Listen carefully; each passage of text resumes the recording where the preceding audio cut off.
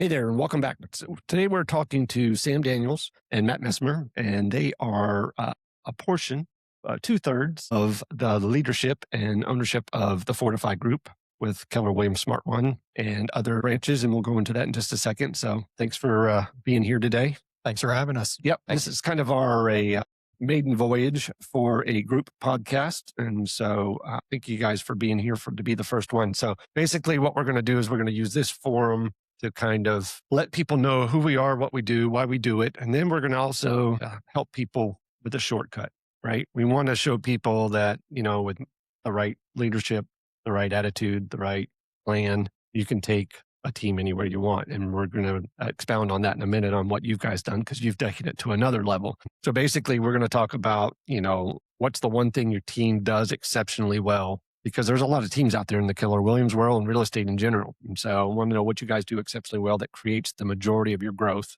and kind of how you've protected that as you've scaled, because that's kind of that's a touchy situation, right? Having enough business to support more people, but you can't get more business without more people. Yeah. So what's the philosophy on that? Because I can tell you, Sam and I were talking a while ago, you talk to realtors and people say, oh, it's a down market.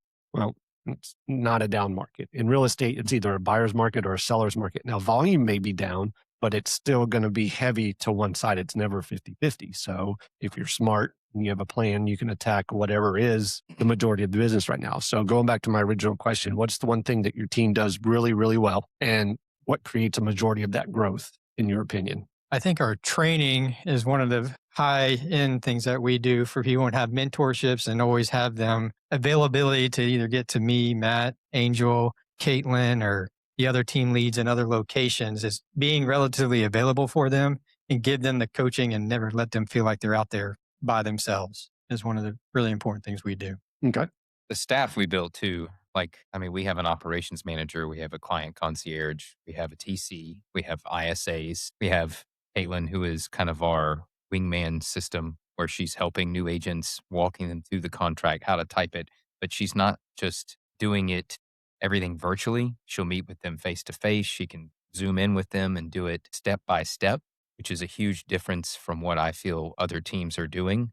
So the amount of staff we have in place, I think, really has structured the team to be very consistent. Okay. And so when you guys, let's fall back a little bit. So you both have been with Keller Williams how long? On and off for me, roughly 12 years. 5 years. 5 years. Okay. And so you guys were single agents, I assume, when you came in? I've always been on a team. Okay. So when you arrived here, did you decide to start a team or did you guys partner up right away? What was that conversation like? And what made you decide that you wanted to do that? So me and Sam were high school buddies. Sam was actually in my wedding. I helped him sell his first house. Yeah. And at the time, he was doing another venture. I'll let him go into that in a second. And I kind of just talked him into flipping the script and coming on board and jumping into real estate. And here we are. Then we started, I was in the medical field for a while and me and my wife were both on call or starting to call because she was starting the nursing. So it's like, well, both of us can't be working all nights and days. Right. So I took the leap and she was really excited. I took it when she was pregnant. So you got to do it or you got to make it win or not. Right. That's it. No pressure. Yeah. So then we started a team shortly after that during her second pregnancy. I said, well, I'm leaving that brokerage. We're going to start a team now and go somewhere else. So you guys had some familiarity with each other. Yeah. So there was an element of trust. Correct. Yeah. Right. Okay. Which to me, when you're starting a team, now I had a team, not quite as big as yours, but I was the sole rainmaker. When you start a team, there's got to be an element of trust because then you throw in a third person, Angel, who's not able to join us. And maybe we'll figure out a way to bring him in virtually next time, which would be really cool. But when you guys started the team, what was the vision? Was it a 2-man show and we're just going to go do some business? Or did you guys have this mapped out? What did it look like? What was the vision? And then step one, what was that like as far as, taking it to where you want to? Well, I've been on a couple teams before and there were things that I liked about those teams and there was things I didn't like about those teams. So I really wanted to kind of pull the things that I liked from them and then build on them. Sam was a crucial part, I felt, to be able to get the business off the ground. I had a little bit of pushback from some people when I talked about bringing in partners that I didn't need those. But in my opinion, you're always better to have people that you can trust, that you feel bring a different aspect to the table, right? So the best part about me, Sam, and Angel is we all bring something different to the table, and we're all really good at what we do bring to the table. So we stay in our own lanes. We realize that, I'm good at one thing. I'm going to stick to that lane, and I don't try to interfere with anything Sam or Angel are doing. So that's something that we've always stuck to and just trusted how it works. Yeah, you got to trust each other in doing their process, on that. And then the ground level is we build our office staff first before we really got agents. They'll kind of handle our loads and until they, I know a lot of people kind of probably do it backwards, get really busy, then get the office staff. We did it the opposite on that part. We wanted a good office staff so then we know we can grow and then we could fill in as we need it. Okay. So obviously people and process, right? You want to make sure that everybody's on the same page. When you started adding staff, and we'll get into why Angel isn't here in just a second, but the staff that you have, how many people are on the team currently in-house? As far as staff or actual agents? So agents versus staff, like how many staff do you have for the agents that are here in our facility? We have about 65 members of the team. Staff-wise, I guess if you're counting us three, myself, Sam, and Angel, then you have Alicia, Caitlin, Dana, Kim, 2 ISAs, and Haley. So 10 members of staff essentially, plus 2 additional team leads on top of that for the 65 agents. For 65 agents. Okay. And at this point, what's your assessment on that? Are you guys good, or are there areas in your ecosystem that you have identified that need to be worked out?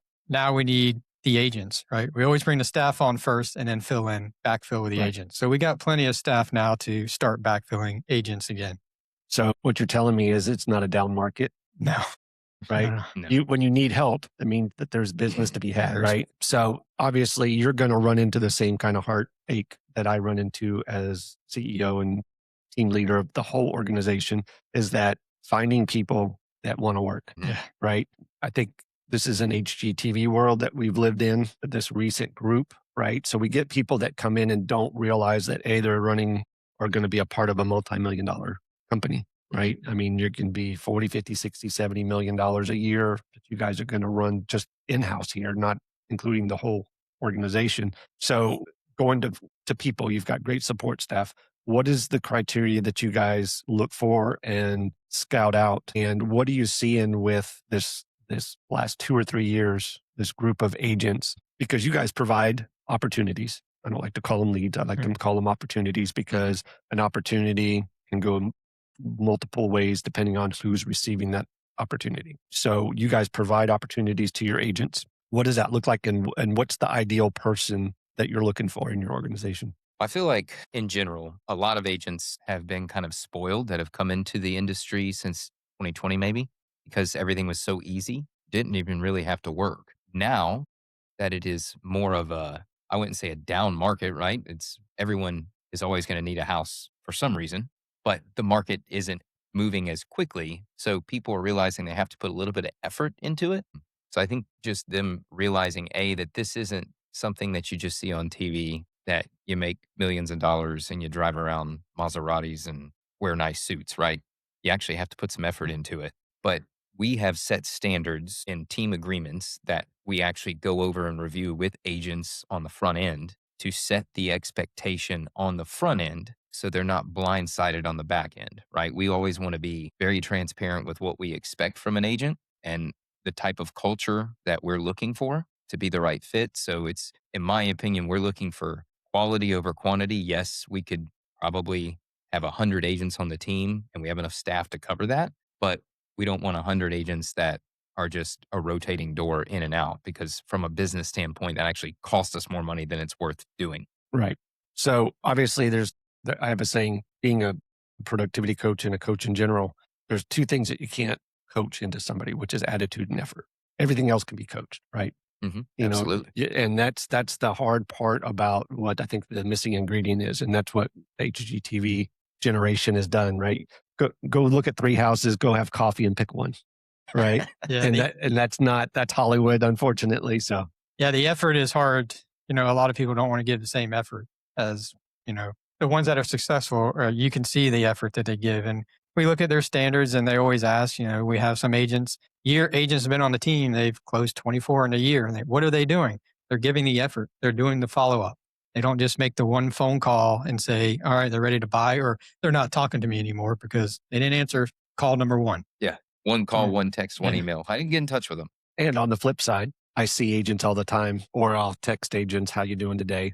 And they said, oh, I just showed my 15th house today. And in my opinion, that's also the other end of the opposite part of the spectrum, which is that's their gauge on whether or not they've tried, because they've done 15 showing. Right. I'm so busy. Right. So I think that is, people ask me all the time, what's the thing that you're looking for? And it's that fine balance between somebody that's hungry and somebody that puts in the effort and realizes that it's a marathon. It's not a sprint. Yeah. You can't want it more than them. Yeah, for sure.